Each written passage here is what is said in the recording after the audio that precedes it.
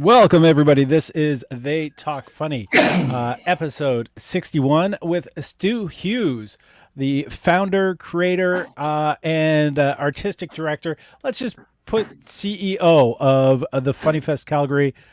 He's here with me now. Yeah, I have a question. I asked for a headshot. Did you intentionally send a headshot that was 30 years old? It's hilarious. It's the cobbler's children go walk barefoot. I don't promote myself much at all. I don't know. I just grabbed anything and took a clip out. I got it's you know what's the irony of it all? We were just counting after the festival. We have over 57,000 photos in the last 21 years. And you think I would grab a better one, right? So from all the performers and stuff, I should just do that as a slideshow and I can just end this. That'd be funny enough. That'd be good enough teaching for comedy. All right. So yes, you are a comedy teacher. You run for past 21 years you've been running FunnyFest. You're going to be running FunnyFest next year as well.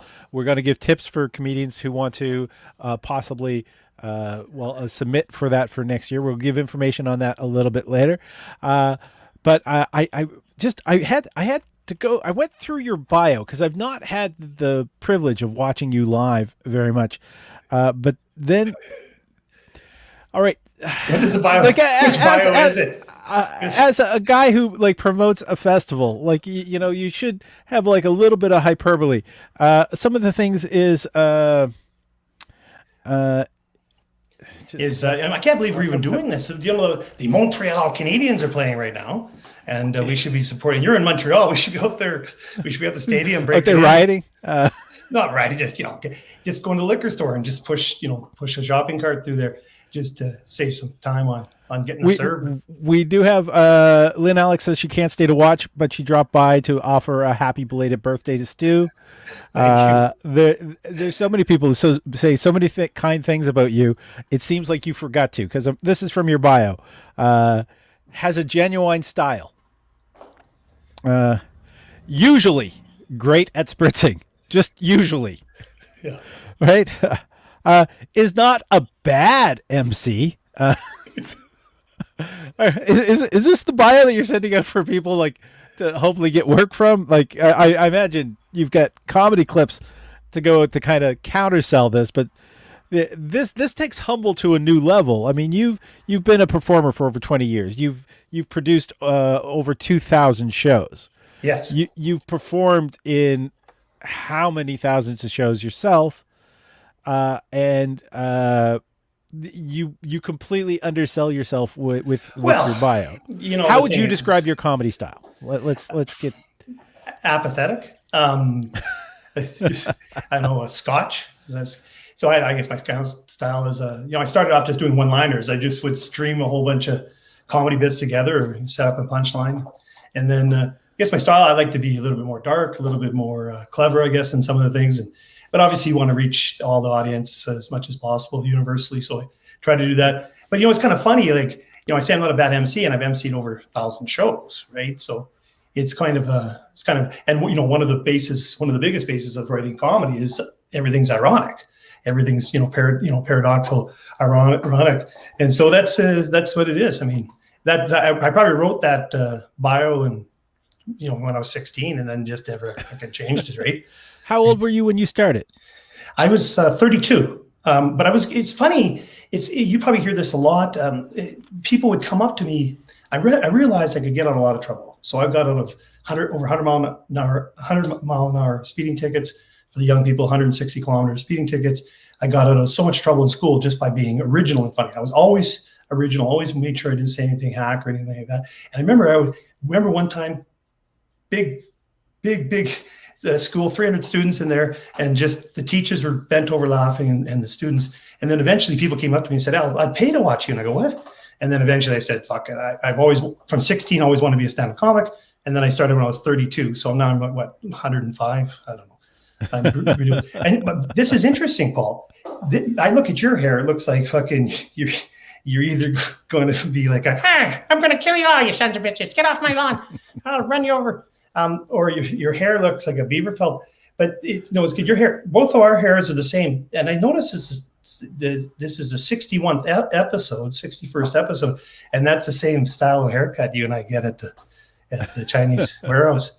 But I've noticed that when I started doing the festival and stand-up comedy, that's when my hair turned gray. It was blonde or brownish, so that's good. Anyway, I really I picked up the gray wings over the COVID lockdown, just a little added stress. Terry Melchuk is saying Stu Hughes, one of the nicest guys I know, a friend to all and a mentor to many. Wow, that's who the fuck did I? Is that some guy in India? Did I pay him 50 cents? No, that's pretty good. Terry Melchuk. He was in Germany when I was playing hockey in Germany. He was over there in Germany, and hadn't seen him for like 20 years. And then all of a sudden I ran into him on the street. So that's very kind of him. I don't know how he found out about it, but that's good. He's here. When did you play hockey? Like what level hockey were you playing? I played college hockey and junior hockey, and then I went over to Germany. When my dad died, and I just left college and went over to Germany and started playing hockey. And then I said, I got to get back to Canada and get on with my university career. And then I played some more college hockey. And then just one day I said, fuck this. I'm going to do other things, and became an entrepreneur and ran some businesses and raised money for diabetes research and stuff. But I was always doing comedy for free, like not necessarily doing stand-up. And then one day I just went and watched a comedy. I knew I was going to be stand-up since I was 16. And then one day I just went and watched a live comedy show. And then next week I started doing comedy. And ever since I've been in purgatory, right? So good fun. You know what? Glenn Foster was on the show, and he talked about the fact that he ran into you at Just for Laughs, and then on one of the transport rides over to one of the venues, you had told him that you were going to be starting your own comedy festival. Yes, and he said, "Yeah, right," because a lot of people are bragging about what they're going to do, and about 90% of them are not actually going to do it or follow through or succeed. And then he was very surprised to get a call from you saying that, come on out. I want you to headline the very first FunnyFest. Yes. Wow. That's incredible. Yeah. It was, he was one of the mentors, someone he was, many, like obviously he's so fragmented with internet now, but he was one of the main characters in comedy, and as someone people looked up to, and obviously one of the most televised people. The first year for $10, if you can believe this, in 2001, the first year on one show for $10, there was that Canadian guy Glenn Foster, Brent Butt, Des Reed, Big Daddy Taz, Jamie Hutchinson. I mean, a lot of these people in the audience, but for me as a guy that's barely knew what a microphone was, it was pretty incredible to have approximately 10 headline comics for $10. And Brent Butt, obviously, everyone knows who he is, I think. Yeah. And Lisa Apfold Montrose is saying 21 years, time flies, Stu. Yes. Can you believe it's like how, like, if you would have said, if I had known what I know now, right, would I have started the festival? No, I would have ran myself over with I would have jumped out in front of a fucking lawnmower, right? But no, it's been a fascinating ride. It's just incredible. So you got to think, as a headline comic, I get a perspective, seeing thousands of people, get so many applicants, and seeing them and going, wow, you should not be sending just a regular tape in. You got to send in a different type of tape to get the attention of the bookers, the agents that get so much volume, right? It's not. It's So I always, so we don't have to talk about. Well, I guess we could. No, go right ahead. Sorry, well, I don't know what we're talking about. Interrupt your flow on that. Well, I was just concerned with your mustache, but the thing is, and that's good. So, and I'm glad you are doing this. It's quite interesting. Your style of interviewing is you make people feel at ease, and then you'll fucking stab me in the heart. I don't have anything. No, but I just kidding. But so the thing is that. Obviously, if you're going to submit a tape, three things. Number one thing is, never, ever say anything about anything that you don't like. Keep it going for the MC. No small talk. Right to the target assumption. Right to the target. Your funniest comedy bits. Right. Okay. So no small talk. Right to your bit. You can say thank you, I guess, when they're clapping, but right to your comment. And the third thing is, go for the low hanging fruit. I see brilliant comics out there. They have a comedy bit that you're laughing for 8, 10 seconds at, because it's just that original, that funny. It affects the people that much. And then all of a sudden, they don't go to a tag, secondary punchline or 2 or 3 tags to augment and complement their original punchline. They just go on to a next comedy bit. And so that's the thing is I think if you submit, you should have in the first 30 seconds, try to have four laughs, 4 punchlines, obviously the punchline and then the 3 tags, obviously diminishing returns after that. But that's because sometimes we're looking at it and the guy's talking for 30 seconds to the audience or just about bullshit. It has nothing to do with anything to do with comedy. And that's all we want to see. And we just got to go, I have to move on. Like after a minute, most people are making decisions. Can you believe that within a minute? And that's why girls are making a decision about your mustache too, Paul. So in less than a minute, and good. And probably your animals that live with you. Yeah, it's there's the rule of anytime, not just even a festival submission, is when you step on stage, like get a laugh within 10 seconds, establish that you are worth listening to. Well, nowadays, because of inflation, 6 seconds, 5 seconds, right? You can, wisecrack, something like that, anything. Right? So what other tips do you have for the festival audition? I said we would get into this at the end, but I don't know what kind of jumped into it right away. I'm just tired, I guess. Went up this 3rd-degree sunburn. It's 31 degrees Celsius here. It's great. We got finally summer, right? Don't let anyone say it's hot ever in Canada because we get 6 weeks of summer and then 8 weeks of trying to bury the dead. So I guess I don't know. Other tips is obviously it doesn't matter how you look. The sound quality is so important, right? And I don't need to see the backdrop of whatever fucking nightclub you're at. I just need to see you. I just barely need to see you. I need to hear what you have to say. And your point of view is critically important because every booker has a different perspective, but each year we have a different theme. And during the festival, a lot of times it's sort of a showcase from each country, each city even. So on an average show, sometimes when public are allowed to attend, right, pre-pandemic, you might have a comic. We'll have a comic from Texas, from New Orleans, from Los Angeles, Vancouver, Edmonton, Calgary, Toronto, sometimes Winnipeg, Nova Scotia, and maybe even from England or New Zealand if they come over, right? And so for $20, people don't have to travel. They just have to listen to those people's point of view for an hour and a half or 2 hours. Usually our shows, it's a little longer during the festival because people are just so riveted because there's so many headlines. There's 6 headline comics. Usually we up it with some up and comers. I always give new comics a chance. Normally we shouldn't let them on there because they're alcoholics. But the thing, and then so we get to see all these points of view in 2 hours. So it's very mind blowing for people, right? So I think obviously everyone says originality, but I think just even taking that to another level is just rolling with it. Just kind of, to me, as you can see, my style is I just jump around from topic to topic. There's no syncrenicity. I'm very non-secular. I'm obviously not seculars, but there's no linear conclusion with me. But I do think it does help the audience and help the person that's booking if you're on one subject for at least a minute or two, right? If you're talking about routine where it's thematic comedy, not necessarily for submission, but for a person that's doing comedy, I would think that they would focus perhaps. Not that they have to stay like that, but maybe focus on 5 minutes on one topic and just beat that. So there's they just bring out every punchline they possibly can, right? Okay, so There you go. And good night. And good night. I actually work as the submissions librarian at the festival Just for Laughs, and one of the things that they were looking for, you mentioned, was no need to thank the MC, just get in there, get your first laugh out. Now they liked being funny now. Sorry. They liked having an arc.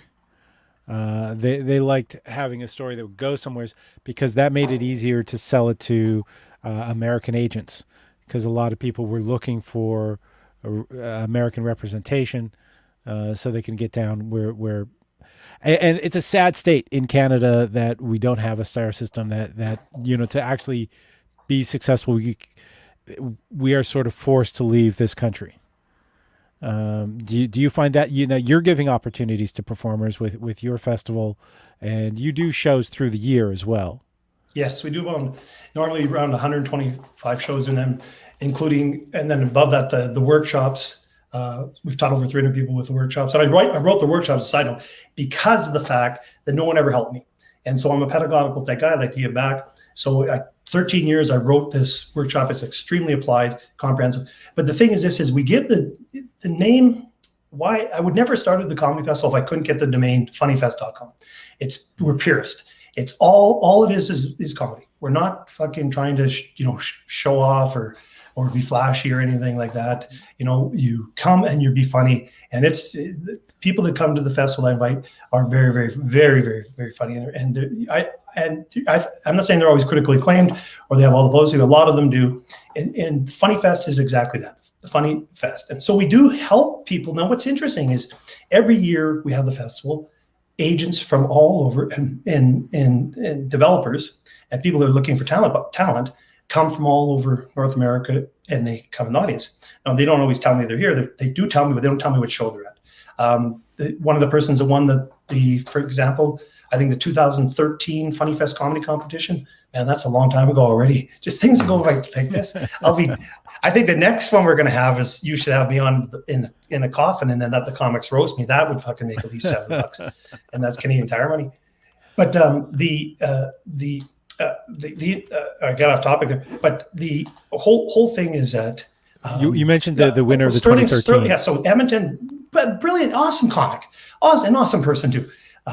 Guy that doesn't need a mic, he's naturally loud, right from the solar plexus. Sterling Scott won in 2013, and in the audience was This Hour Has 22 Minutes, a TV show in Canada, of course, and they hired him to work for them for 2 years, mainly as a writer. And he got that from being in the final and then winning.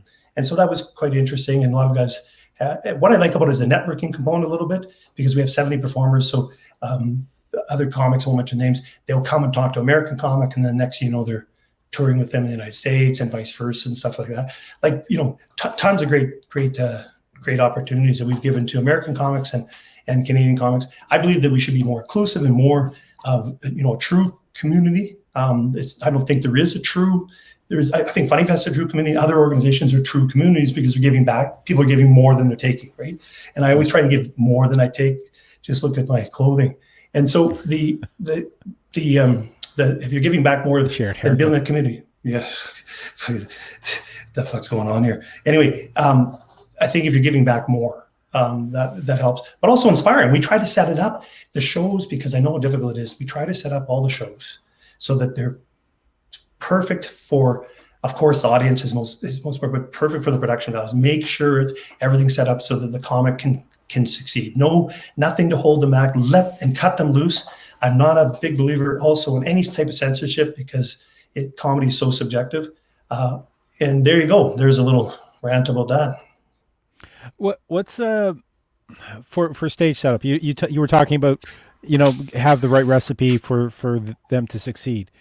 What this isn't a cooking show; it's a comedy festival, pal. Let's get with it. I know, but what would be? I'm going with that analogy. What are the ingredients that you need to have in the bowl to make the perfect stage? Well, so everything has to start with a stage. So I don't care what venue, like I said, 2,000 shows, everything starts at the stage and then we build up from there. Okay. So we have to make sure that the sound and the lighting are perfect. And so if they move, that it's focused, and the sound has to be perfect at all times and nice and loud and clear, crystal clear. Plus the audience, if you're creating ambience, the audience has to be right. I want in a perfect world, I'd have the audience almost sitting on the lap of the con. Like I want them that close, right? And we want them to be able to see the audience a bit, right? But not so much. We also make sure that the stage isn't too high. It's tough because the theaters have to have the high stage, but I like it. We keep the stage. We always have to have a stage because a lot of the comics we hire haven't eaten in few years, and their backs are getting short. No, but so we always try and connect with the audience. Also, the thing is we try to make sure that before the show that there is ample a pre-show announcement that explains, especially the new people in the audience, explains people what is acceptable, sort of rules and things like that, and basically tells them to be quiet. But also everyone's paying 20, 25, 35 bucks to get in. Everyone's listening, right? And if they listen to the first comic, they're hooked, right? But I think it all starts with how great the sound is and the lighting for the comic and the proper top, everything, the proper mic, every detail has to be covered. And then there has to be the rider, right? There has to be whatever tasty beverages they need and and things like that. I don't encourage them to do marijuana because a lot of comics go, well, I'm super funny when I'm doing the marijuana on stage. But you notice that subtle, tiny 1 micron of a second, I don't know if you can say micron, that tiny millisecond where their timing's a little bit off. But a lot of comics will get so mad at me. I can't believe that you said that, you son of a bitch. I'm funnier when I'm high. Yeah, you're funnier when you're high, but fuck, man, you're laughing with yourself. It's very selfish. I'm kidding. The cows behind me. Yeah. We covered up the dates. We covered up the dates. Cow behind you looks like he's on meth, actually. So it's all. Fuck, that would be weird. That would be a weird. That'd be a weird interview, eh? Montreal. Yes. For those, I see people tuning in. If you got any questions for Stu, just drop them in the chat. Make sure you hit the like button as well, because that's kind of important for a small channel like this. And if you want to see these talk shows about stand-up comedy, make sure you hit subscribe. Now, we sort of jumped over a little bit. Who were your influences when you were starting? Like, who were the comics that you were listening to when you were finding your own voice? I didn't watch comedy or really listen to it at all. But when I was younger, I remember listening to Richard Pryor, and then later on, seeing I think when I first started getting funny, when I hit puberty, obviously, because the size of my penis was quite large. But anyway, girls call.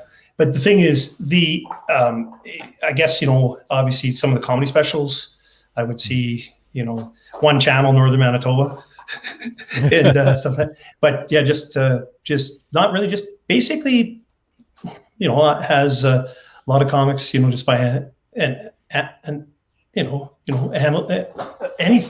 I don't know how to say it, just by, I guess, storytelling, analogy, and parody, analogy, irony, satire, wisecrack, things like that. Comparing, anything. That's how I would be influenced. But basically, just having severe ADHD and being in high school and trying to just create laughter as much as possible. It would be 40 minutes of class and 5 minutes of us joking around, right, and trying to get the teacher to laugh, right, and then being sent to the principal's office many times. You mentioned storytellers as an influence, but your style sort of gravitated towards being the one-liner guy when you started. So it's interesting that you were able to pull on those things. Now, this past year has been hard. You managed to pull off the 21st annual FunnyFest. But you had a shorter lead time on this one than you did for previous years. Yes. So how you think it's always the government's teasing you on the news conference. Oh, we're gonna free you. We're gonna let you out of jail early. Get out of jail free. And then I thought, okay, by June, the festival's traditionally in the beginning of June, and they're gonna let us, and they didn't. And so I said, oh, I'm gonna postpone it until November again. So it's usually it ran from June 3rd to 13th this year, 2021, 21st annual. But normally I was going to move it to November. What happened is I just pulled the trigger and so 6 weeks of no sleep. I just put it together. So it was pretty intense, and we built a comedy studio. We have a big, I think you saw that. It's pretty good. And then we did a hybrid. We kind of did a hybrid. We had, because everyone's vaccinated, so to speak. So everyone's got their measles shot and the mumps. And so we had people in the studio, we had a stage and everything, and then we did the festival. But that's the thing. If you're talking about what's happened in the past, a lot of people, they lament the fact that they hate the fact that there was a pandemic. But I only think that makes us stronger and better. Look at the perspective. We're going to appreciate stand-up comedy more live in person, where you had to learn how to really focus when you're doing your stand-up comedy by looking at the camera, right? And also staying in your window, trying to work around that. I think it's going to make people stronger. They have to get right to the point faster when you're watching on video, unlike what I'm talking about right now, which I don't know what language I'm speaking, French. Anyway, and so I think we learned a lot from the pandemic, and I think that it's a silver lining is a blessing, right? Let's say, a lot of time to reflect. I wrote 117 COVID-19 jokes. I can remember maybe 2 or 3 of them, and so there you go. And yeah, you also, this was the first year that you did the hybrid. the first year that Yes. you now. So you had to learn more technology to be able to do that. Um, what do you think of the idea of the hybrid shows? Do you think that you'll continue using them once things are fully open? Do you think that you will, like on a say a regular show, like one month you'll have a screen on stage and you'll have your local comics, but then you'll have somebody from New Zealand on or somebody Yeah, from we got a huge screen. A huge screen. We already talked about doing that. So, but the screen, the people might be larger on the screen than they will be on stage, right? But the thing is, if you think about, if we're in Luxembourg or Belgium, yeah, you could probably take the 2-hour drive and go to but we're in Canada.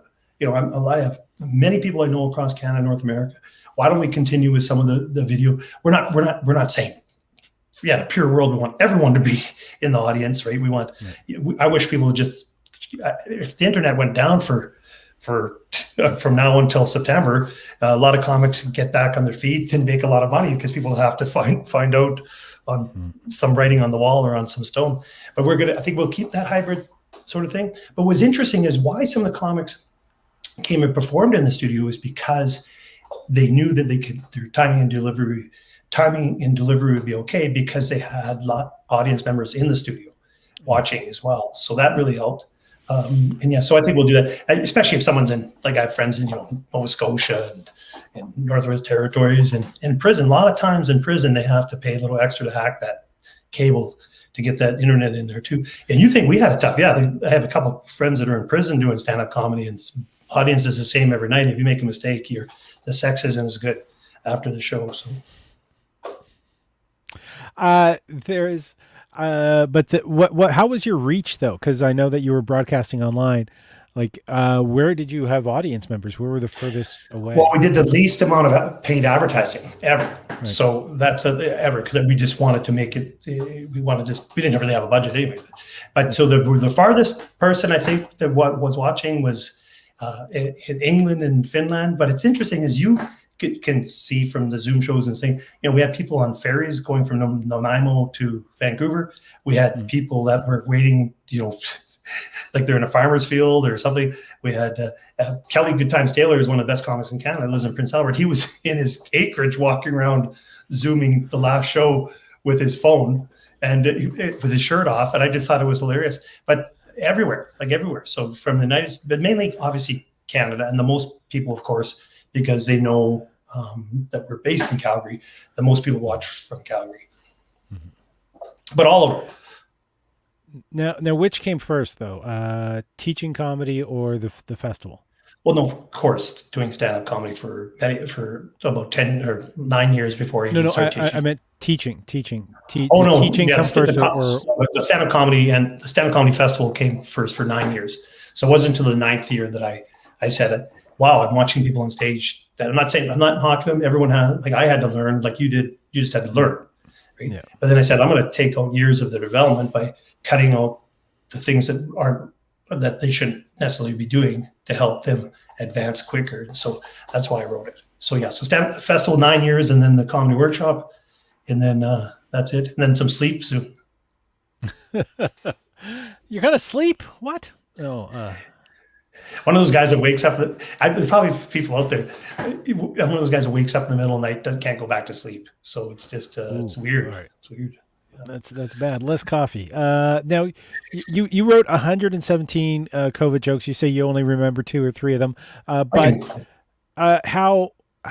what's your writing discipline like? Are you somebody? Do you step into your office each day and say, okay, I'm going to write? Or are you like carrying around a notebook or using your phone, or what is the tools that you use, and how dedicated are you to your writing craft? Well, people say I'm kind of a maverick, I guess. And anyway, so I'm not really like that. I don't sit around and write. And when I tell the students, I say, if you apply everything that I teach in this course, because I don't very often, you're going to be much more effective. Everything's going to work out. And so we have 100% satisfaction rating, which makes me humble. But what I used to do is I just would every week, I just hang out with friends once a week and entourage, and we just joke around. They're lay people. They have nothing to do with comedy. And we would and all of a sudden someone say, hey, Stu, that's really funny. Right. And have a few drinks. And then I say, oh, okay, cool. And I never write it down. this is the stupidest thing. Thousands of jokes and I guess I've been lucky. I really thank God for this. I believe in it. I don't think this is by chance, Paul. I would have met you if I would be doing this podcast when the Montreal Canadiens are playing. Okay, just kidding. Sorry to tear you away from the game. No, I'm kidding. That's my only sport that I'm like. I don't like cricket anymore ever since the demise. But the thing is that the comedy writing is anytime, as you can appreciate, anytime the brainstorming sort of is the way to go. And because I got a lot of whiteboards, we can scribble things down, but a lot of times just write it down and then I just kind of sort of text it to myself or write it down. But I don't make a cogent, I have sort of a set, but I feel different if my set isn't different every time that I perform. I feel uncomfortable.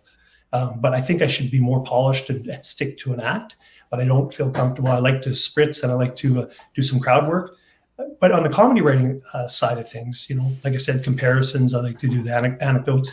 Of course, lots of satire, lots of sarcasm, satire, lots of wisecracks and callbacks and lots of silliness. It's funny that I try to pull from everything. And I don't know who's watching this, if there's new comics or all professional comics or what. But one of the things you notice is when you start writing comedy and you do stand-up comic, you start to look at the world differently. And then you start to see things you normally wouldn't see that aren't just, falling in a linear fashion, right? And hence the non sequiturs, the absurdities, ridiculous things. I look at the eccentric. I mean, the easiest way to write comedy, right, as you would know, I don't know if it's the easiest way, it doesn't make it the funniest, is to say the opposite, right? Of course, it's all point of view. I love the fact that, I think a lot of times stand-up comics are doing the comedy, even as professionals, as therapy, because you don't want to punch anyone or get mad or get upset or not punch them, but get upset about your life or anything. But it's therapy to go on stage. But you just, I'm 6 blocks. So for instance, comedy bit I wrote recently, I'm 6 blocks from the Trans-Canada Highway, right?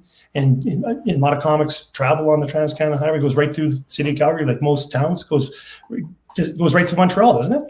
Trans-Canada Highway? Mm-hmm. That's still, until you guys blockade Alberta. It's under construction again, but it's there. Yeah. Well, I was just driving down there and I was thinking about the big issue of the gender identity issues and things like that. And that's a big deal. And I think the Canadians shouldn't have to worry about that too much. I think we're much ahead of the world on identity issues because after all, we have the Trans-Canada Highway. So little simple things like that, right? But the comedy writing that I do is I just try to whenever I see a notion that's funny, I try to write that out and then I try to make it into a bit. But it's kind of funny that the first time you think of the comedy bit that's funny, you look at it and you go, the syntax and the diction and how it's where you go, that's not funny. But then if you try and change anything, that's where the art, you lost the art and the timing and delivery, right? So I think you got to, as comics out there, you have to remember how you said exactly that funny bit and say it with the same timing, delivery, intonation, tone, and cadence as you did the first time. Does that make sense? That makes sense. But I also would have to kind of state, because you said you get a lot of this by riffing with your non-comedian friends. Your non-comedian friends have a picture of you that, in their minds that an audience who's not familiar with you wouldn't have. Just clarifying that it's water. He's not breaking parole. There is the cow is watching. The cow is watching. The cow is watching. It's on always meth, watching. We established that. The cow is always watching. It's scary. But bringing something that you said to friends that your friends found funny, you have to be able to thumbnail the situation and their vision of you as quickly as possible to the audience so they can understand at the same level that your friends do. Would you agree with that statement? Or well, we make the comedy usually universal because normally I have not just a couple friends, I have 10, 12 people over, and if they're all laughing, then we know it's fairly universally funny. But yes, so the framework, it has to be put into the perspective that everyone will understand it, right? And get that comedy bit. So we can't have any esoteric or any far-reaching. I'm not going to talk about the Zapruder film, the Kennedy assassination or anything, like that, unless it's perspective. The other thing that's kind of funny is when you get into that sort of when I'm sometimes during the festival, I'm so serious trying to make sure that the festival runs smoothly. You're not ever thinking about anything funny. And then the show starts and you're realizing it's kind of this paradoxical, ironic that you're doing everything to create so that thousands of people laugh and the performers laugh and they'll be in a good mood, but you're not ever thinking about comedy. You're thinking about production. You're thinking about promotion and everything. But where I think is so funny is if you're in that mood, that open-minded, very open-minded, so how would you say, completely open to any idea, suggestion, or anything. That's when the comedy, I think, will flow better. When you're loose, you know what I mean? Like when you're kind of loose and having in a fun mode, and you have to be in that mode. I call it comedy mode, I guess, comedy mode, right? Do you your internal editor? Like I totally agree because I've produced way more shows than I'd like to admit, and a lot of the times producing the show, you hard work. You have to worry about promotion. You've got to worry about the lighting, the sound. You got to be, troubleshooting anything that comes up. You've got to make sure that the scene is right. You've got to make sure that you've paced the show properly. All those things. It's hard to kind of perform while you're also juggling all those thoughts at the same time. So I'm glad that you did kind of address that. But we got a good team too now, and so, but I don't really focus on the festival. It's interesting. I can be on. When we first did the first festival, I can't believe this. We did 36 shows, or I think more than that, in 10 days. We were competing against ourselves. We had 4 shows going at 7:00. And I never doing that again. We have a few shows at the same time. We're competing against ourselves. But you have, sorry to interrupt you, but I think the impetus is that, I could be on any show I want. And then sometimes I just go up and introduce Emcee or talk a little bit, obviously give a little background and then introduce the misters of ceremonies and master of ceremonies and stuff like that. But yeah, it's interesting is the farther I get away from this cow, the farther away. So when I was, in the United States performing or, in Newfoundland performing, and much funnier. I guess a lot of people would say that you're farther away from your problems or the issues. You're funnier, right? And closer to the free beer.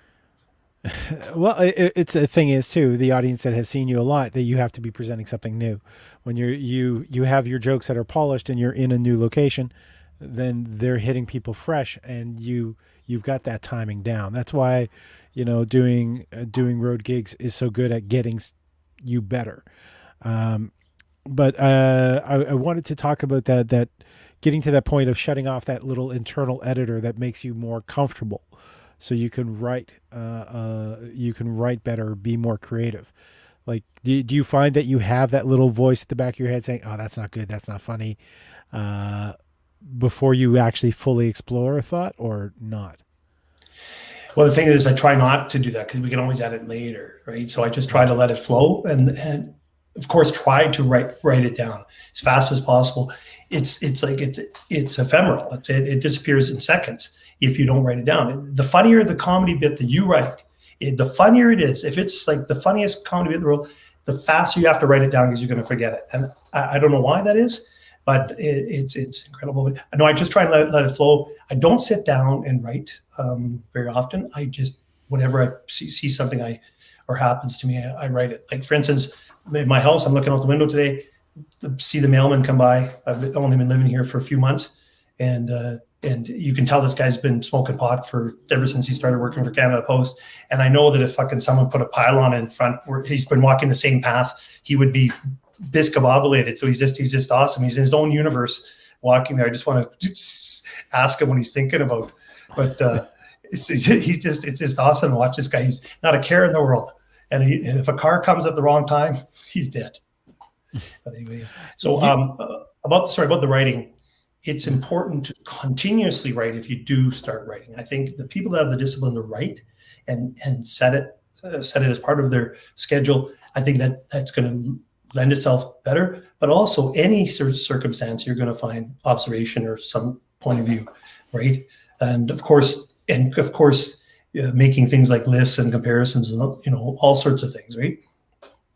You keep on referring to writing, and I seldom do it. Yeah, sorry, Bill Mitchell is saying torch is on.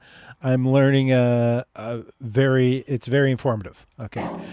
So my rambling was informative. Thanks, Bill. There you go. But you refer to writing. I know that you mentioned you sometimes text Cogent stuff thoughts. to yourself on the phone. But do you use are you I mean, we're men of a certain age. Pen and paper sort of was the main tool that we used. But So I've have got you I use go ahead. Excel. Sorry to interrupt you, but I got the point. I use Excel, and I use the little notepad on my phone, and I write it down there. Copy and paste a lot of stuff from it. I've been lucky. What happened is I noticed I have to start writing because my friends were saying, Stu, that's too funny. I couldn't believe they were saying that. I have to text this to you. And all of a sudden I said, okay. And then I started saying the comedy bits that I wrote that they would text to me, that I wrote, and they would just give me the gist. And then I said, hey, I'm getting funnier. So I started writing more. I took a sabbatical from writing for a while. But yes, I use the notepad. I use Excel to put an outline, right? The trigger words. So I know what the joke is. But yes, so I have, if you want to have a more direct answer about I believe I have 10 hours of writing, and I think I have around 6 hours that is A material, uh, bouncing it off lots of people, I guess, but I haven't said all that comedy. So and then when I started in 2001 or something like that, it's just little pieces of, napkin paper and pieces of cardboard and the back of the dead hooker's hand that's in the freezer, stuff like that. I'm just kidding. We don't have dead hookers in Alberta. We don't have anything anymore. They've taken everything away from Alberta, except the big demand for oil now, and it's all Canadians oil. It's not just Alberta's oil. All right. Don't start this regional shit, please. Oh, of course not. No, not at all. We're Canadians, and that's where the Canadians are. We're strong as comics Well, together. I know, but when when your province was a dust bowl, it was my province that fed you. No questions asked, no money asked in return. We Hey, you're just sent starting to food to you. okay. But you know what? One thing we didn't send back and forth is barbers, because I think we got to get out there or just shave it off. Seriously, it's a little bit of a buzz. Now another Prairie boy, Derek Sweet, came up with a wonderful app called the Comedy Companion. Have you looked into or used that? No, I heard about it, but no, I haven't. I haven't do that because I just put it on the notepad and Right. the Excel. There's also there's something I've been learning from younger comics is a lot are rather than writing, because you can never write as fast as you think. So they'll record it. They have an idea and they'll audio record it so they can go back and write it from that. And I do that a lot there's too. That's how I do the text. I don't ever type anywhere. I just put the voice and then copy and paste it into the file eventually if I remember it, right? And you remember what it, like, a lot of the young comics, they don't know this. When voice to text started, when you would say stuff in there, it just sounded like you're fucking drunk, right? That's all. It sounded like you're getting chased by Tiger Woods' wife with golf clubs. But maybe it was because I was drunk. That's usually why those recordings sounded that way. yes. This is tea. I'm drinking tea. Cheers. Cheers. Water. Cheers. There we go. I Just gotta go a ride little my shout bike out again. to StreamYard. These are the people that make this possible. This is not a paid sponsorship, but anyone wants to do an online streaming show, StreamYard makes it easy because I'm a bit of a Luddite, and I'm kind of happy they exist. Well, I think you're doing great, man. It's I'm on the show, so I'm not kissing your butt, but I just think that your style is good. You try to listen, you try to ask good questions, and you don't fucking interrupt, like I do. Well, okay. Now, what's your hopes for the future? I mean, we've been talking for 45 minutes already. I should have left 15 minutes ago. Hold it. You No, had somewhere everyone else else to did. be. Yeah. The hockey game, riding my bike to the hockey game. Hey, that's a long. What's that? 5,000 kilometers. So, did you want to know about the future? Well, I guess the future is we're going to be. This is the first time ever that we're producing the comedy competition after the 21st annual comedy festival that happened June 3rd to 13th. So we're going to have the comedy competitions. We'll have around 50 people compete from October 14th to the 23rd. And there's prize money, so it's quite good. We anticipate there'll be $5,000 for first place this year. Last year it was $1,000. And it's great. And then the 2022 festival, I think, will be much more driven by, I think, having more fun, but more themes, more thematic comedy. I can't really reveal that.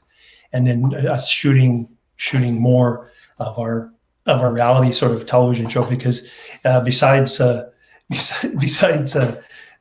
Last Call in Montreal and the Calgary Stampede and swimming with alligators, I think the comedy world is right full of the most eccentric and interesting people. Also, a lot of psychosis, a little narcissism, that's for sure, but a lot of fun, a lot of laughs. I mean, Paul, you can openly admit you met some of the best people in the world through stand-up comedy, and some of the creative, some of the most creative people you've ever met. But I think the future, I'm trying to find a successor. I've got, I'm not trying to use a cliche, but I've got my arms around the tree.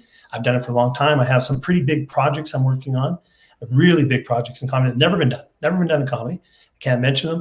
And I hope that happens. And because I won't say it until I do it.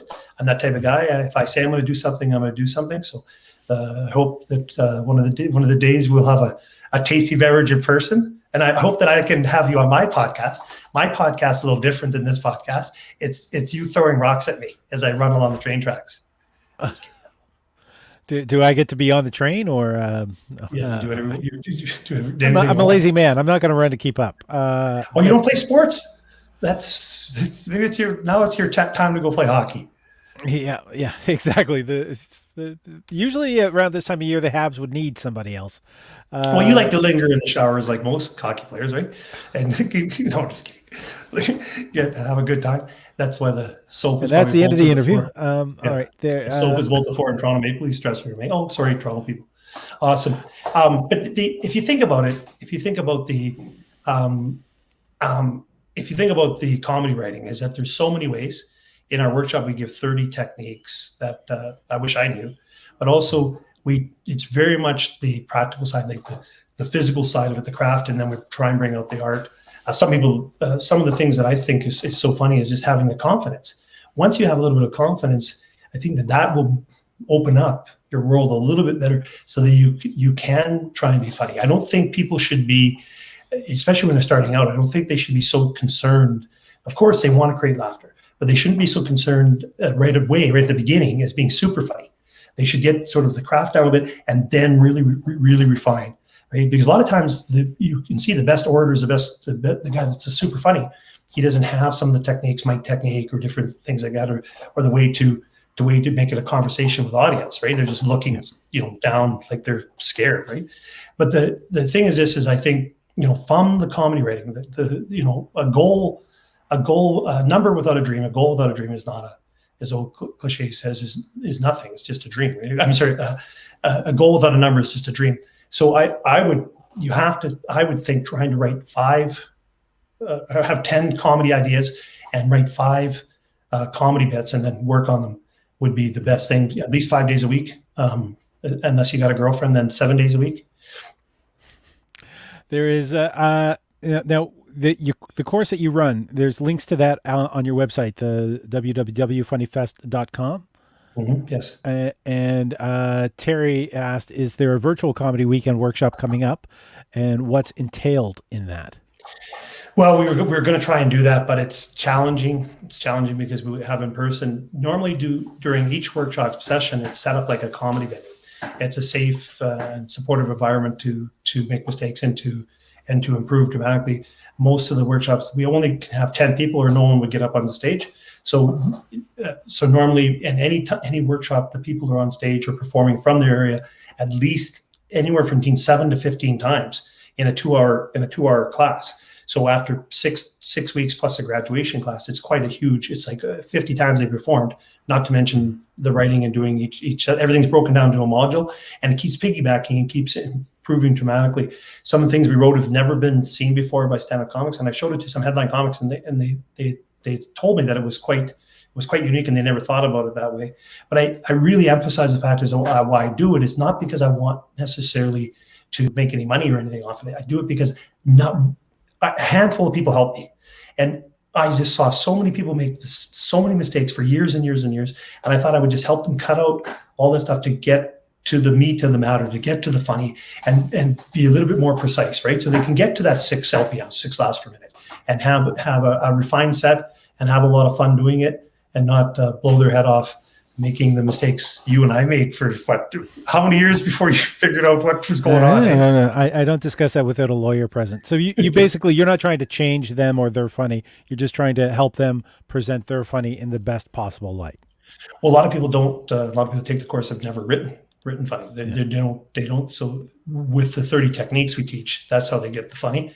But yes, we want them to bring forward their art, right? We do make a huge amount of suggestions, right? Because I've been doing it for a long time. I've seen so much comedy, and I've done so much comedy that sometimes you can just see that and you suggest, you kind of nuance or subtly suggest, how would you try this? But if you tell, unless they're paying me a lot of money, I'll just write their set for you. Here you go. Give me $500. Here's 5 minutes, and I'll see you at the bar. Yeah, I'm always willing to share a tag if somebody's willing to hear it. That's kind of thing. Just as a reminder to everybody to hit the like and subscribe. I'm also running a little link at the bottom there. If you like this show and you want to support it, there's a thing that says "Buy me a drink," and it'll be at the top of that list. So, do you have any final thoughts, Stu, before we head out? Well, I think one of God's greatest gifts, of course, is laughter. And we got to start focusing back on, we have to focus on laughter. I think it's one of the things that'll keep us going, and it'll help us be much more calm and much more better of a community just in general. The whole thing is, if stand-up comics are there, it's amazing to watch people and listen to people laugh. There's nothing like it. So everyone's got to go out there and get into a comedy club or get into a comedy venue or come to a comedy festival and do that. We got to get rid of this. The most original art form is stand-up comedy.